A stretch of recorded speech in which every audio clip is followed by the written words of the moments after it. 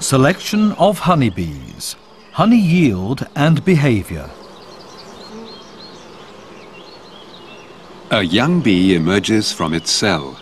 It will be one among 10 to 40,000 others which together form a colony of honeybees. Its survival depends on membership in such a community.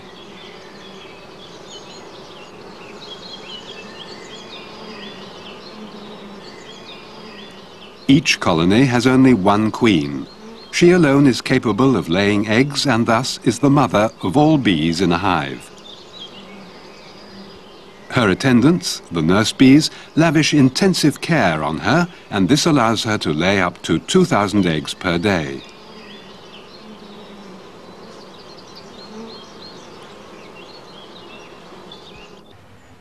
The nurse bees also feed a glandular secretion to the larvae which hatch from the eggs, and in this way they exert an influence over the quality and quantity of the brood reared. Similarly, the expression of most of the characteristics of a colony is determined by the interaction between the queen and her workers.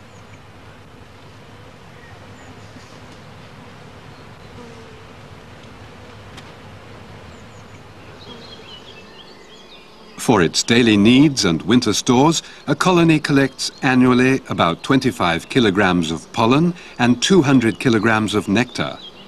That quantity of nectar may be concentrated to about 70 kilograms of honey.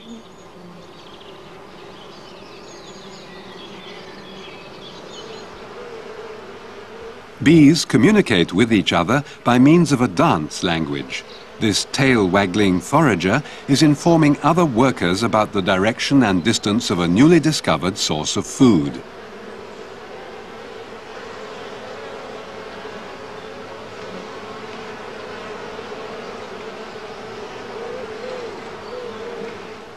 Social food exchanges between them provide more information about the quality of the nectar. The construction of honeycomb is another example of the close cooperation among the workers of a colony.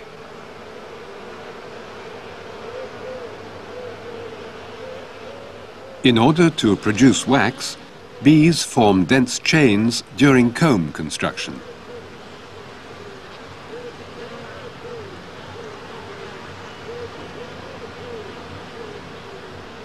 In the form of tiny scales, the wax is secreted from specialized glands on the underside of their abdomen. The scales are removed with the mandibles and are worked to form an amazingly precise and strong cellular structure. Their brood is reared and honey may be stored.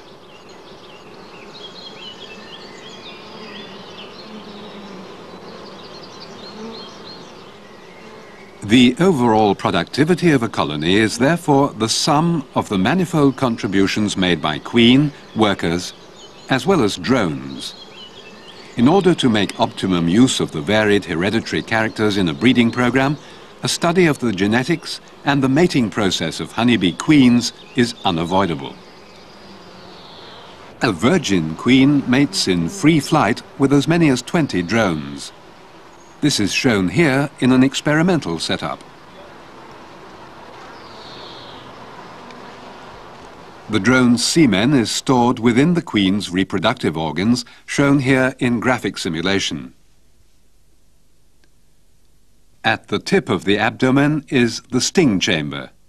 It is separated from the median oviduct by the vaginal valve fold. Attached to the oviduct by a narrow channel is the spermatheca. The median oviduct forks into a right and left lateral oviduct. These lead to the two ovaries, which each consist of 120 to 160 ovarioles. The first drone mating with the queen forces his semen into the median oviduct. The mass of sperm of subsequent matings, only 3 more are shown here, force the semen into the lateral oviducts, dilating them considerably.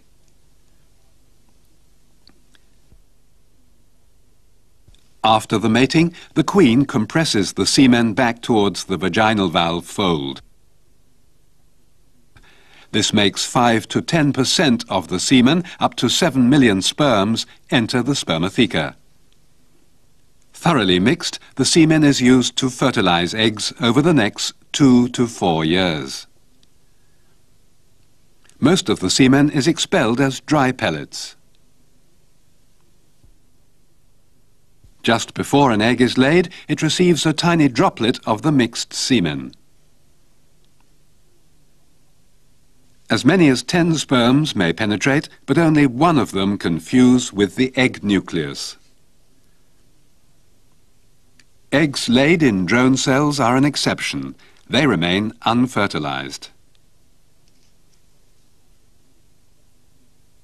Multiple matings thus cause a brood of several groups of half-sisters, which all have the same mother, but are the daughters of several fathers.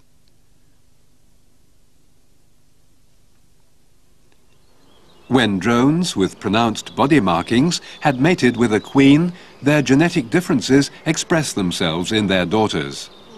Here, the genetic transmission of dark and of leather-colored abdominal shadings, as well as yellow rings, is evident. Furthermore, some workers have light, unpigmented eyes, while others have shortened wings.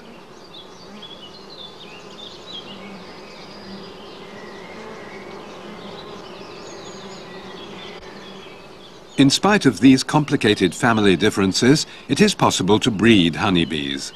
Of course, the composition and the relationships of the breeder colonies must be known, and their characteristics must be combined skillfully. All efforts of selective breeding must be directed towards producing a gentle, productive as well as disease-resistant bee. Honig. Willst du mal lecken? Mhm. Dann mach mal mit dem Finger. Mach mal rein. So, guck mal. Okay, genug. Apiaries in a variegated landscape with an adequate supply of food make ideal performance test bee yards. About 20 colonies should find sufficient forage all the year round. In order to emphasize the genetic differences between colonies, the management of all stocks must follow a uniform plan. Making hives face in different directions reduces drifting. Shook swarms or package bees of equal weight are highly suitable for setting up new testing colonies. Sister queens which had mated in the same mating apiary are introduced to all colonies to be tested within the same group. The queen cage is closed with a plug of candy and suspended between frames of foundation.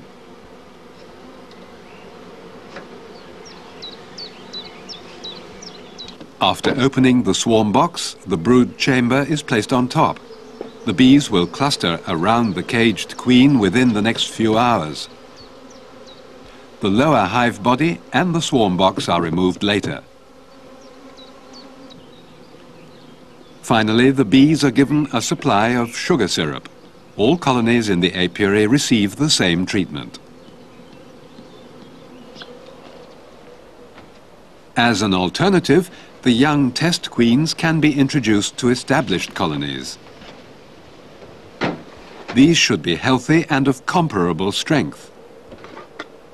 One method is the direct introduction by substitution, but this is only likely to be successful when the young queen produces eggs. Pheromonically, she is then of equal value to the bees and is usually well accepted.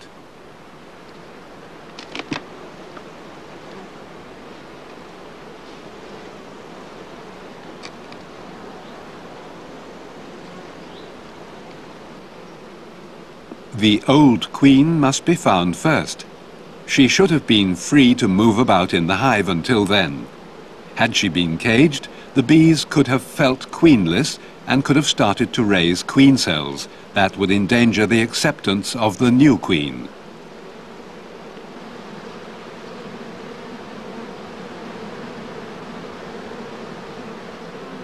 The old queen is picked off the comb and is temporarily caged.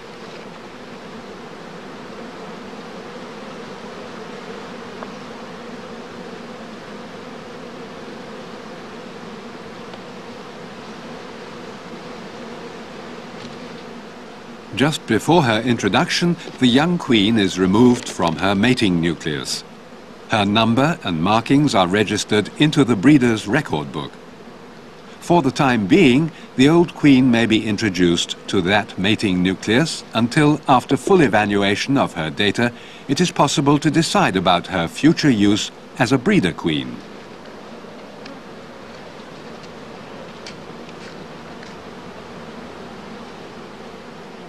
Over the next few hours, the bees will release the new queen after eating away the plug of candy.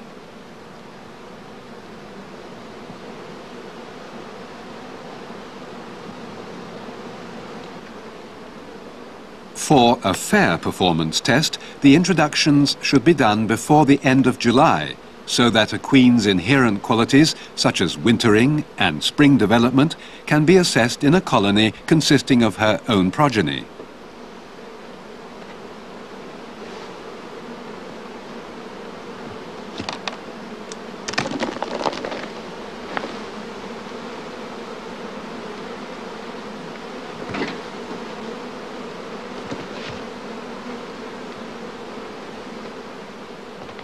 All details of the queen's identity are entered on a record card, which will remain with her throughout the test.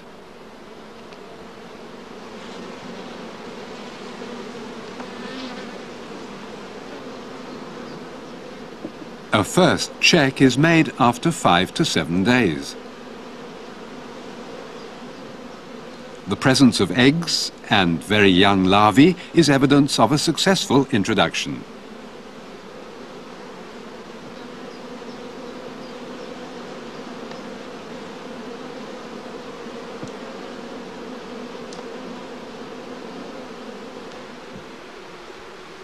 Colony strength is assessed in all stocks about 4 weeks after the introduction of new queens. Unequal bee populations could have been caused by differences in the past, or maybe due to variable qualities of the bees in the shook swarms. Therefore, it is necessary to estimate colony strength as well as the areas of brood.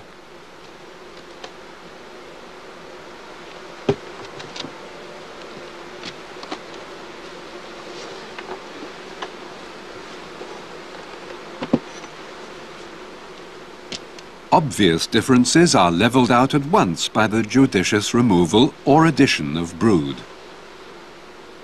One frame of brood roughly corresponds to the number of bees which densely cover 2 frames.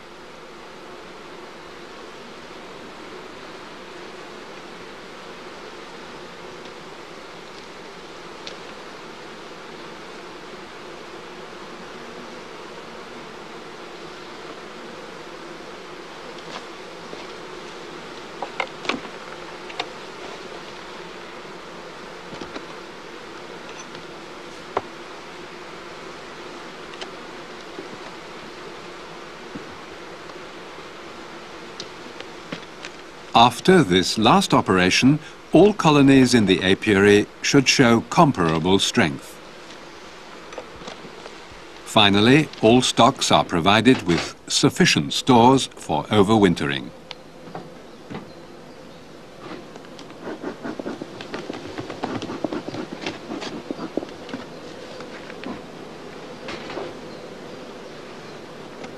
Here it is done by adding the food chamber containing frames of honey. Any surplus spring honey is suitable for feeding.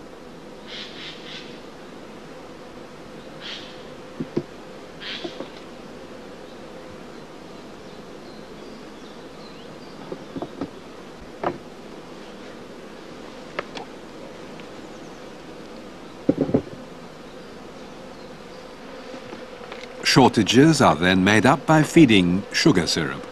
All hives should show similar weights. The concentrated sugar syrup will be taken down within a few days and is stored in honeycombs. At the beginning of October, all stocks should have at least 20 kilograms of winter reserves. The first cursory spring examination is made when willow catkins are in flower. Food reserves, the presence of brood, and the health of bees are checked.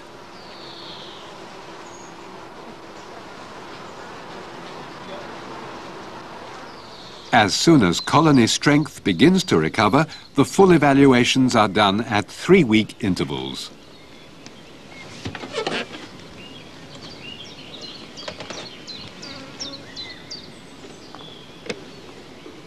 As each frame is removed from the hive, those covered by bees are counted. This is a very simple way of estimating colony strength. Any differences in development could be due to genetic factors, and this character could be important for the exploitation of certain crops.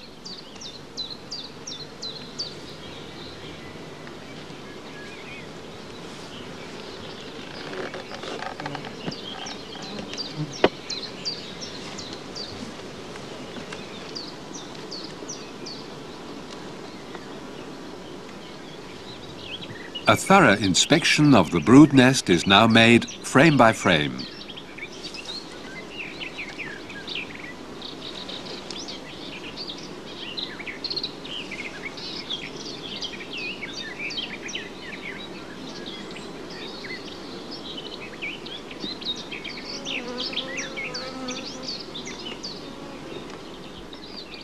Every colony should have a frame for the construction of drone comb. In this case, the frame is subdivided so that some of the drone brood may be removed and distributed for breeding purposes. But no drone brood may be removed when the development of varroa populations is being investigated.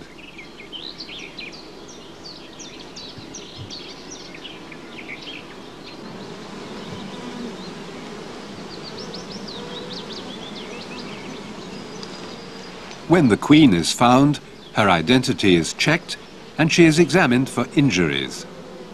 All breeder queens should therefore be marked for life with coloured and numbered discs.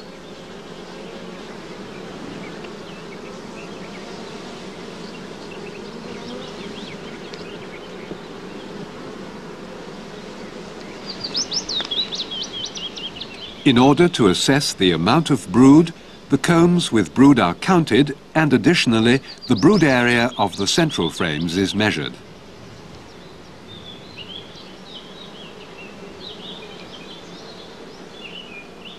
In this hive, the brood extends nearly into the corners of the frame, and the colony is awarded maximum points 4. For a fair evaluation, it is also necessary to look for brood gaps which may be due to inbreeding. This is made easier with a card with an opening which reveals precisely 100 cells of worker brood. The average of 3 to 5 counts made in early May represents the inbreeding factor.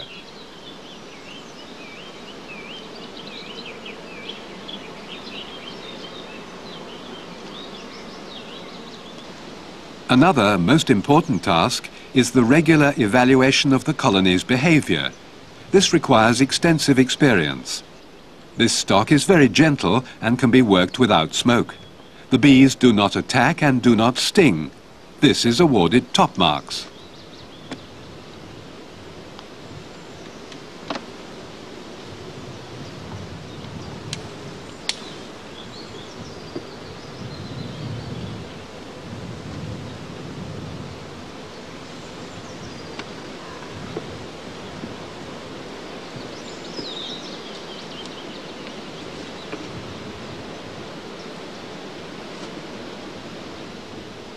After the inspection, all frames are returned in the original order and the hive is closed.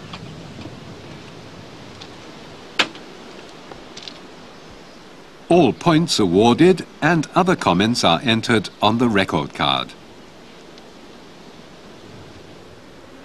Some colonies can only be handled with full protection and with lots of smoke. Such defensive behavior is penalized in half-point steps, and this colony receives the lowest mark, 1.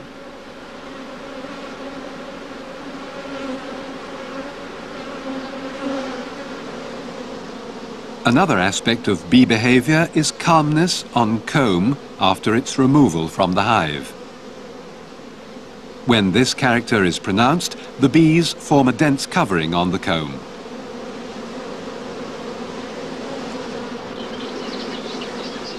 When the opposite character of running dominates, bees leave the exposed comb in a short time. Calm behavior is also evaluated with the 4-point scale. This patch of sealed brood shows many gaps. Some could have been caused when scattered pollen stores blocked egg-laying temporarily, but gaps to this extent are genetically linked and must be explained by the mechanism which determines sex in honeybees. About 11 different sex alleles are involved. Some of them are represented here as coloured symbols. Each fertilized egg has 2 such alleles. When they are unequal, it develops into a female, a worker bee, or a queen. Eggs which normally produce drones are, as a rule, unfertilized. They have only 1 sex allele. When the 2 factors coincide, a diploid drone larva, a freak male, hatches from the egg. It is removed and a gap occurs in the patch of brood. Within a few generations, inbreeding can lead to a brood nest with many gaps. Normally, the spermatheca of a queen contains many different types of alleles. Fertilized eggs have sex factors in unmatched pairs. Female larvae will develop.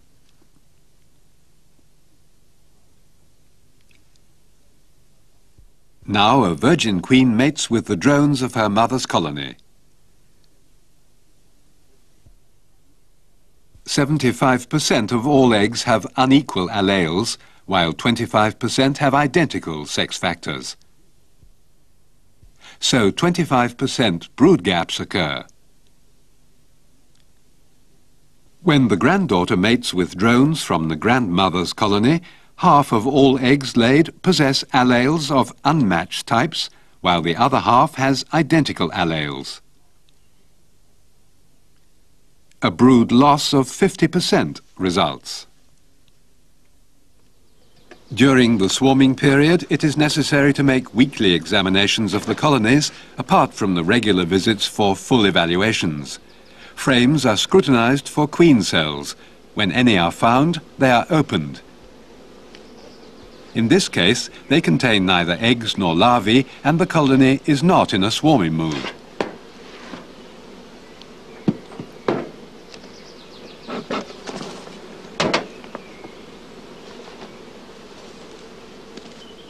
If the first honey super is partially filled, the stock is given another one.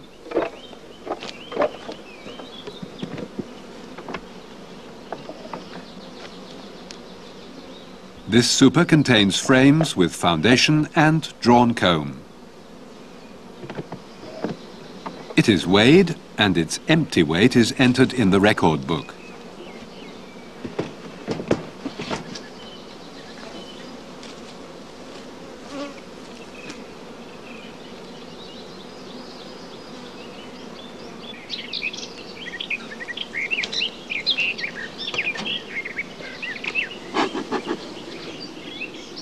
This colony has swarm queen cells already containing larvae.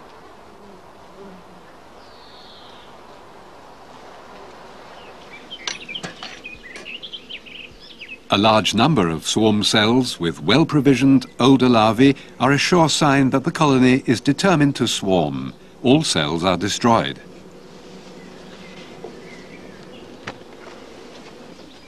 Whenever the swarming fever is that far advanced, it is not possible to suppress it by adding supers or by the destruction of queen cells. Swarming can only be controlled by making a temporary parking nucleus with the old queen.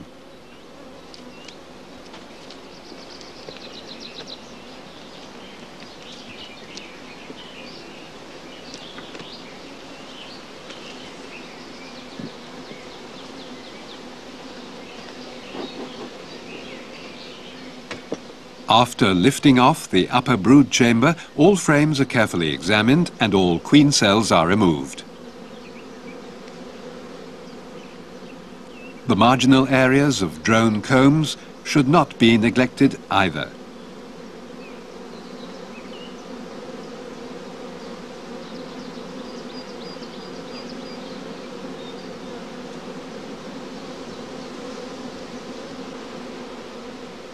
In preparation for the next step, one frame of open brood is selected and put into a spare hive body in which the other frames contain foundation and drawn comb.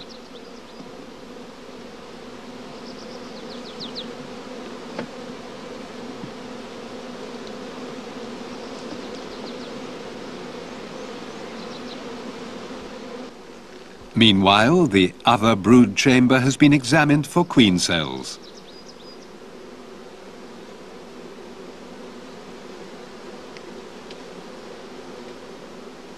The hive is now reassembled in the following way.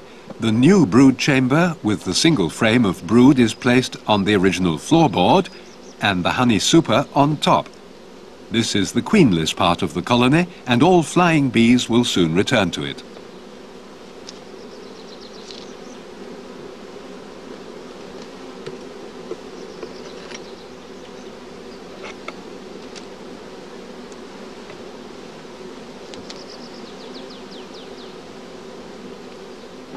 A crown board separates both parts of the colony.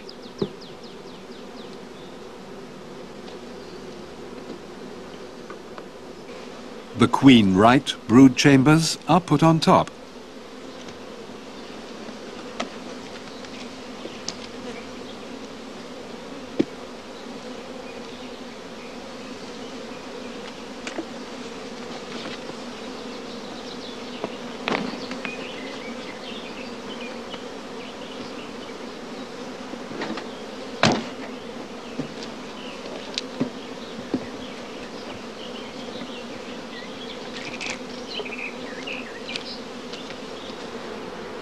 All flying bees will return to the familiar original hive entrance over the next few hours.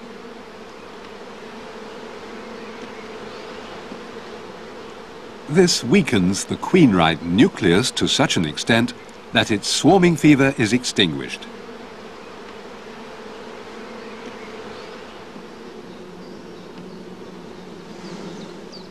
After 7 to 9 days, the emergency queen cells, which have been raised on the single frame of open brood in the lower hive body, are destroyed.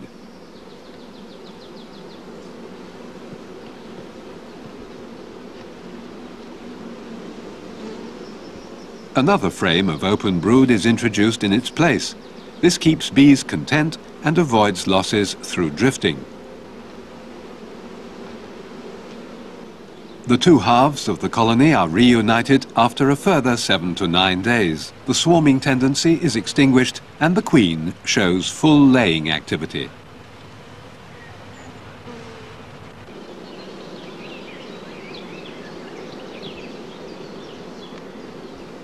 The hive is reassembled in the original way.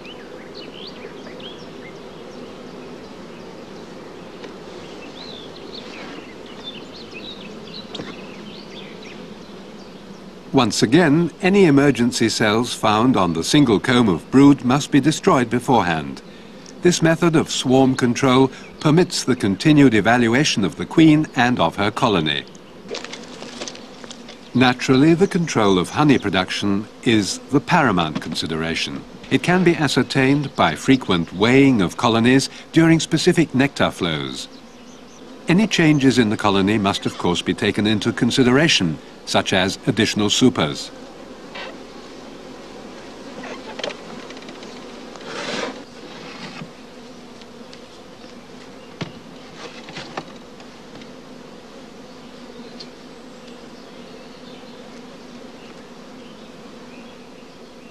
The use of clearer boards and bee escapes simplifies the removal of the honey crop.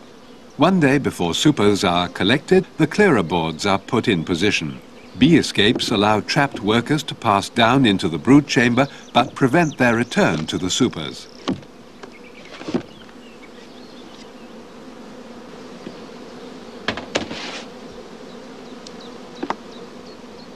Supers can be collected the next day.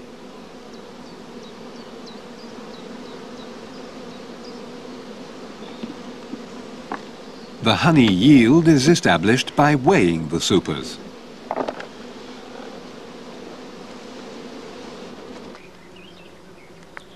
The origin of the queen and the purity of her matings is checked by testing her progeny morphometrically. In order to make quite certain that only the queen's own descendants are sampled, only freshly emerged bees and drones are taken off the frames.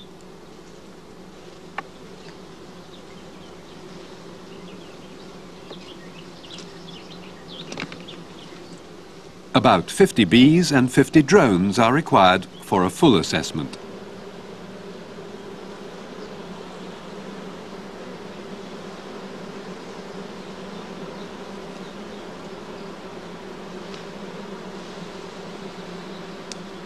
Because the chitin of the young bees is still too soft, they are held in cages for a few more days before the samples are preserved for a later examination. Another aspect of performance testing is the selection of vital and disease-resistant stocks. Only they can produce optimum results. All data comprising honey production, gentleness, calm behavior and swarming propensity are assessed at the end of the season.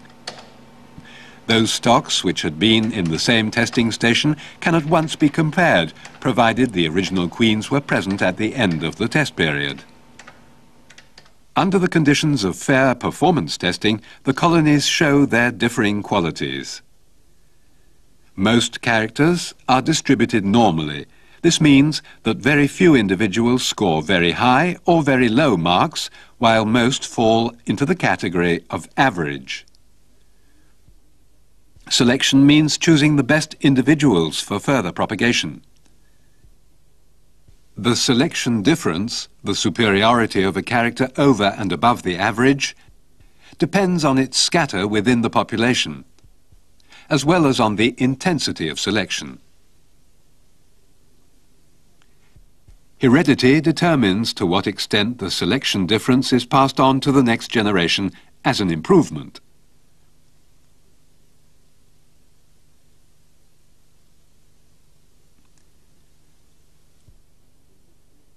With continued selection, the gene pool of a population grows more and more uniform.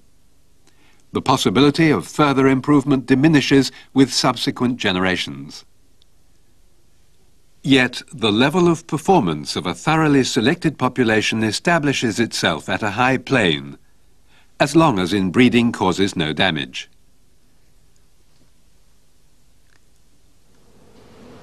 The continuous and collective work of selective breeding has improved the performance and character of our honeybee considerably. The task of selecting for varroa-tolerant bees confronted breeders with a new challenge.